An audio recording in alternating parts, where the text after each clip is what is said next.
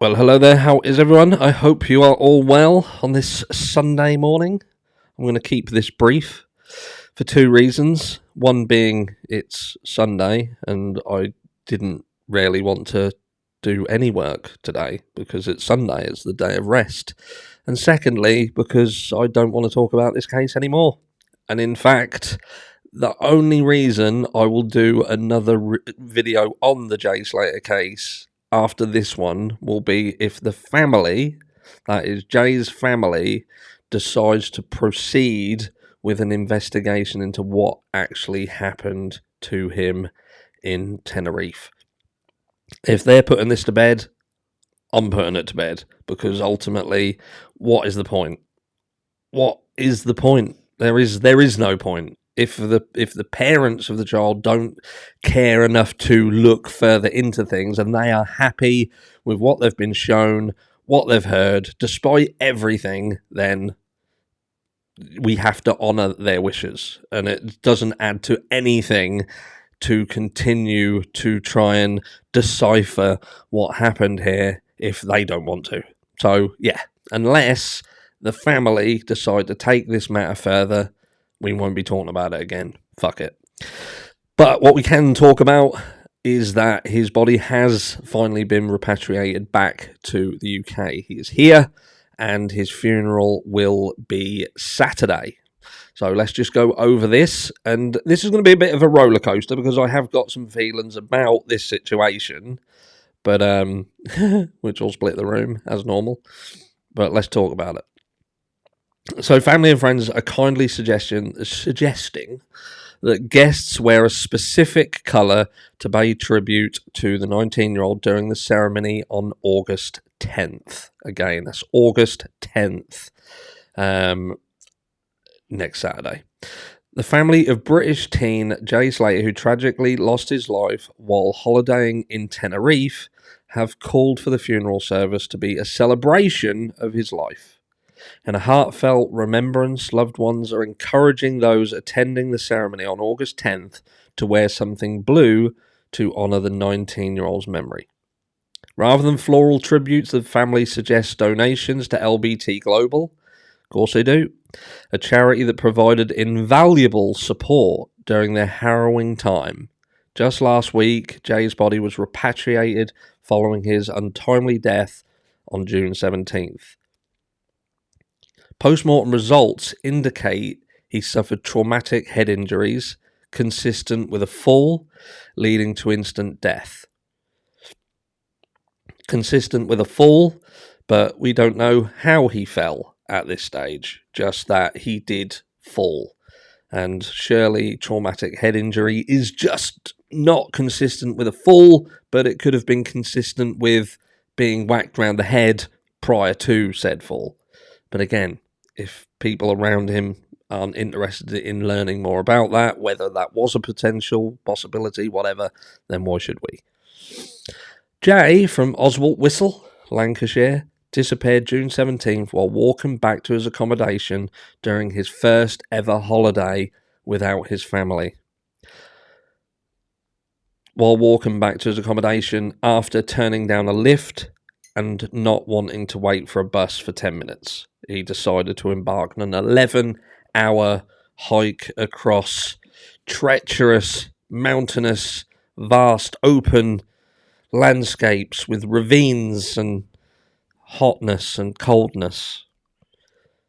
And a celebration of life service will hold space for mourning and memory at Accrington Ceremony Chapel. No, Accrington Cemetery Chapel.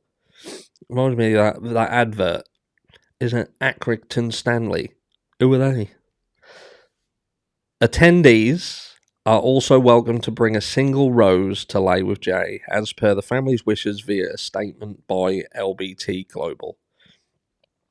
Remembered lovingly as an apprentice bricklayer, I don't think that's how he's going to be remembered now. That's how he would have been remembered had this case not turned into an utter shit show, which we're going to talk about in a second. And the reason it turned into an utter shit show is because of really one specific person who was apparently working alongside the family and perpetuated a mass amount of stories that led to hysteria, that led to a viral infection around this entire case, that led then to donations. When on the flip side of it, we see another case, Jack O'Sullivan, for instance, which we'll touch on, who hasn't garnered the same support, hasn't garnered a fraction of the support. And in fact, the family are now, the police officers around this, or the police station around that case, have put themselves up for an independent review to see if they did everything they could have done. But again, we'll end on that just to try and reignite some support for someone who is potentially deserved of this. Not saying he's not. It's just, if you want to strip everything back bare bones and say nothing that Mark Williams Thomas said, this, person who was working alongside the family, if nothing he said was accurate, nothing whatsoever, then what is the skeletal version of this case? Young teen goes on holiday abroad to attend a rave in Tenerife, hangs about with some ex-convicts, ends up turning down a lift, turning down a bus, and walks himself off a ravine. Remembered lovingly as an apprentice bricklayer. Jay's obituary reads, a loving son of Debbie and Warren. My heart does go out to the family. Ultimately, they've lost their son, and that's a tragedy. An avoidable tragedy, but a tragedy. A cherished brother of Zach and brother-in-law of Jessica. A treasured grandson of Dawn, June, and the late Dougie. A much-loved nephew of Glenn and Katie. A dear cousin of Maddie and Tilly, and a loyal friend to many. It's a pity that he didn't have many loyal friends, though, was it? Or this wouldn't have happened. And the more I read this, the more pissed off I get. Jay will be very sadly missed by all those who knew him. Then it just goes on to show you about that. The family shared, after Jay left Ridings High School, he went on to become an apprentice bricklayer with the PH Build Group, a job he greatly enjoyed. From the tender age of 5, Jay began playing football for Huncote United FC until he was 17, and also spent a few seasons with the Sunday team at St Joseph's too. He also relished in spending time relaxing with his mates. Jay's passion for music and dance started at a very young age. He was a regular attendee at music festivals. I'm not saying anything. And events across the country, and loved to socialise and meet new people. Before his disappearance, Jay attended the NRG Music Festival. That's the new Rave Generation Music Festival with 2 pals, and his last known location was a rural detainer park in the north of the Canary Island, which was about an 11-hour walk from where he was staying, one that he was happy to take.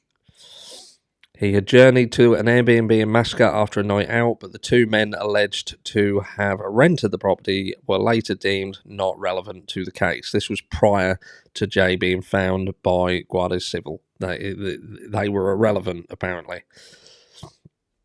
They may have been irrelevant, but my question is, how do you deem someone as irrelevant to a case when someone's missing? I don't understand how you can conclude that. Surely it's, we don't know what's happened yet. It was suggested by the Spanish Civil Guard that Jay may have slipped and fallen in the steep and hard to reach area where he was. What's the other? So he may have slipped and fallen. What's the alternative? He may have not slipped and fallen. He may have jumped. He may have been thrown. May have slipped and fallen. I think that's it. But yes. So, before we go, let me just show you this quick, because this is Jack O'Sullivan then. So this is Jack. Jack's also missing. 23 at the time of he actually had his birthday since he's been missing.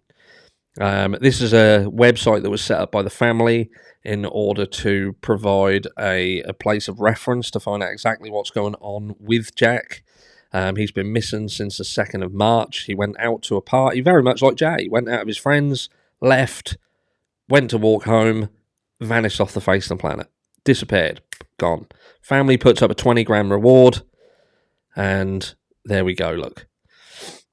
I will leave the link to find Jack O'Sullivan in the description of this. So you can go and check it out. It's got everything on there from what he was wearing down to his shoes, what he had in his wallet, everything. AirTag. None of the items have been found. And there is a timeline of events there, what you can follow. Again, the link will be in the description. But what I'll say is the Jay Slater case garnered a huge amount of support, a huge amount of funds. They've stated that some of this funding will be used to give Jay the send-off that he deserves. Depending on how you feel about the entire situation, or be dependent on what you feel that he deserves. But ultimately, my mindset here is that everybody got involved in this and everybody pushed it because of the drama surrounding it. And it was pushed and it was by people around the family who were apparently working alongside the family. They were the ones who stated that there was gangsters and kidnappings and boats and cartels all around him, and that's what garnered the money and the attention. So are we now saying that all of that was lies? Because if that's the case, then a lot of people have been ripped off, me included. I'll catch you all in the next one.